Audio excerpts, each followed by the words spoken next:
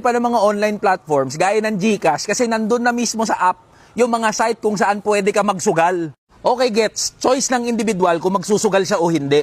Pero para sa gipit na ordinaryong Pilipino, talagang kakapit yan sa patalim. Tipin nyo itong mga boss, utang-utang ka. Kailangan mo na magbayad ng renta. Babayad ka ng utility, bill sa tubig, bill sa kuryente. Budget ka pa sa bahay, pagkain, pangpaaral ng mga anak mo. Talagang maghahanap ka ng easy way out, ng easy money. Tas makikita mo, madali palang kumita dito sa pagsusugal na to. Di magsugal na lang ako. Tapos kayo mga putang inang artista kayo, tsaka mga content creator kayo, in-encourage nyo pa na magsugal yung mga ordinaryong Pilipino. Di nyo ba nagigets yung power nyo na mag-impluensya sa isip ng mga follower nyo, tsaka sa mga nakakakita at nakakarinig, dyan sa mga pinopromote nyo na sugal? Mga boss, kasing lala na nga ng problema sa drugs. Yung problema natin ngayon sa sugal. Ilang buhay na nasira.